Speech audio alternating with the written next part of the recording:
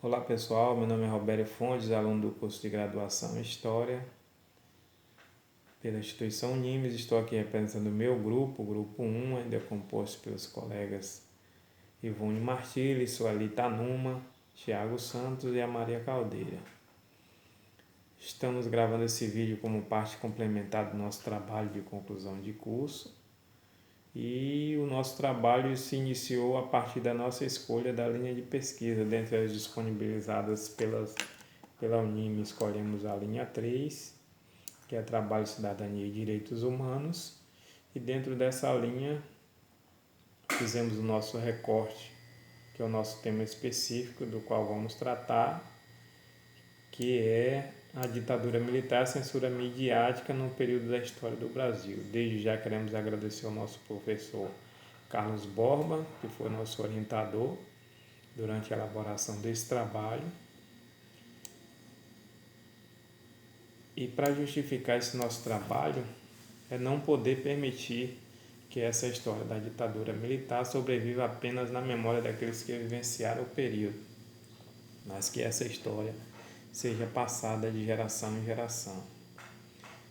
Porque assim como reverenciamos alguns dos nossos ídolos, heróis, devemos render homenagens àqueles que colocaram suas vidas a serviço da democracia e que estavam verdadeiramente dispostos a morrer pelo Brasil, como bem diz o nosso hino nacional.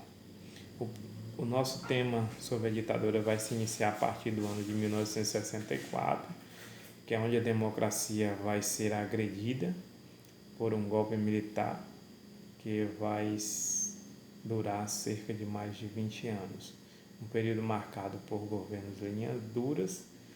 E por se tratar de um vídeo curto, vamos destacar alguns desses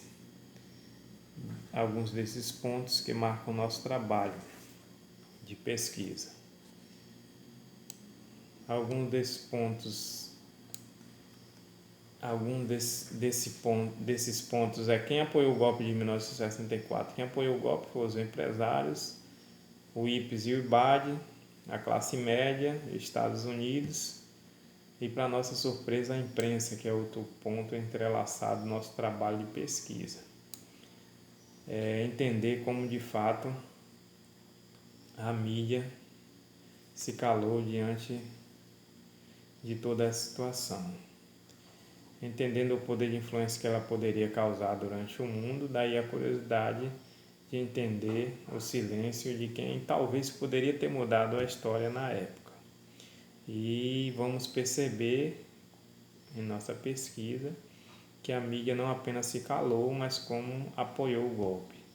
E lá na frente, logo após ser censurada, sem alternativas, vai se tornar um aliado importante, né, na luta pela democracia e pela derrubada da ditadura militar do período. Quais foram as consequências do período da ditadura militar? As consequências foram milhares de mortos e desaparecidos, corrupção não investigada, aumento da desigualdade, endividamento do país e alta inflação. Foram algumas das consequências desastrosas que o período da ditadura militar trouxe para o Brasil. O sistema partidário, na época, era caracterizado por apenas a existência de dois partidos, pelo bipartidarismo, que era o partido de situação, que era o Arena dos militares, e o partido de uma oposição bem consentida, né, censurada, oprimida, que era o MDB. Os presidentes que marcaram a época da ditadura militar foram Castelo Branco, Costa e Silva, Médici, Geisel e Figueiredo. Dentro desses governos foram decretados alguns atos institucionais. O que foram os atos institucionais? Foram decretos que reforçavam os poderes do executivo mediante a sociedade e dentro desses atos institucionais estabeleceram um aparato de repressão e de total autoritarismo. Quais foram esses aparatos de repressão? Os aparatos de repressão foram censura, sequestro, tortura, execuções, ataque à bomba, ou seja, um verdadeiro terrorismo de Estado instalado no país, de quem deveria ser a segurança da sociedade, foram quem instalaram o terrorismo de Estado. Alguns movimentos de resistências vão se destacar durante o período, como a Frente Ampla, a Luta Armada, Guerrilha do Araguaia, Movimento Operário, as lutas incessantes de alguns artistas, cineastas, músicos, que vão também oferecer resistência ao movimento contra a ditadura militar. MR18, VPR, são alguns outros movimentos de resistência que vão aparecer durante esse período que manchou a história negativa do nosso país. O nosso trabalho ainda vai se destacar por alguns autores que reforçam o nosso referencial teórico. Aí vamos citar alguns, como Hélio Gaspari, Jaime Pinsky, Carla Pinsky, dentre outros autores que vamos usar como referencial teórico para fundamentar a elaboração desse nosso trabalho. Nossos planos de aula e a proposta de ensino. Desenvolvendo a nossa proposta de ensino voltada para alunos especificamente do primeiro ano do ensino médio, mas que podem ser trabalhadas também por outras séries, ou por outros anos de ensino. São uma proposta voltada para traçar metodologias bem planejadas e elaboradas, com o objetivo de garantir uma reflexão do educando sobre a temática proposta e que de fato essa aprendizagem aconteça, garantindo o direito à informação com parâmetros de um projeto singular, caracterizado por elementos peculiares durante a elaboração dessa nossa proposta. Essa nossa proposta vai trazer dinâmicas, que vai possibilitar o desenvolvimento dos alunos de forma bem organizada e planejada. Esse nosso plano de aula, essa nossa proposta ainda vai possibilitar aí,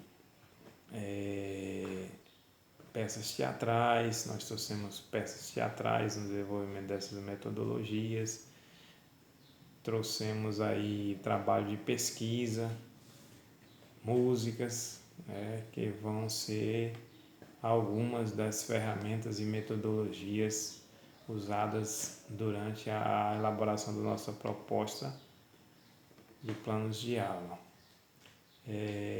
Os nossos planos de aula não foi possível a aplicação em virtude da pandemia que assola o país e que certamente ficarão para uma outra oportunidade, que certamente não nos faltarão.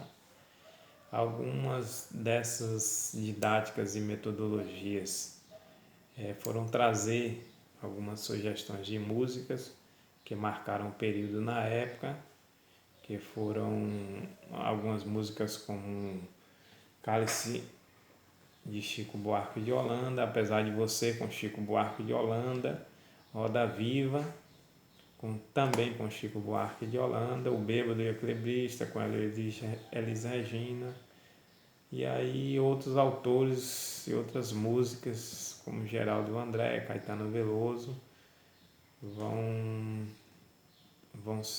foram trazidas em nossa proposta para que essas letras fossem debatidas dentro de sala de aula pelos alunos, atualizando e contextualizando com os nossos dias atuais. As nossas considerações finais sobre o nosso trabalho, sobre a nossa proposta de ensino, foi entender que o trabalho, quando ele é bem organizado, bem planejado, quando ele é tratado com um carinho especial, traçado metodologias de ensino, quando se tem materiais didáticos disponibilizados, quando se tem um plano de ação voltado para aqueles alunos que têm determinadas dificuldades, né, possuem algumas características peculiares aí de aprendizagem. Quando esse assunto é tratado de forma dinâmica, possibilita uma aprendizagem mútua aí que pode atingir a toda a classe. Um trabalho que, por máximo que tivemos acesso durante a nossa formação, vimos que um aprofundamento nos trouxe um outro conhecimento em relação ao tema.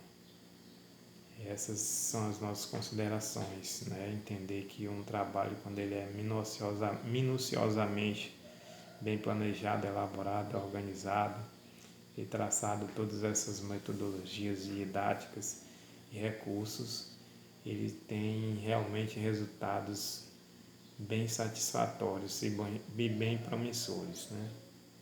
Essas são as nossas considerações finais e ficou como lição de que um trabalho minuciosamente bem pesquisado e elaborado, ele traz esse tipo de resultados. Queremos desde já agradecer aos nossos colegas que elaboraram juntamente conosco esse trabalho e aos coordenadores, como eu disse antes, ao nosso orientador e professor Carlos Borba, que nos ajudou durante a elaboração desse tema.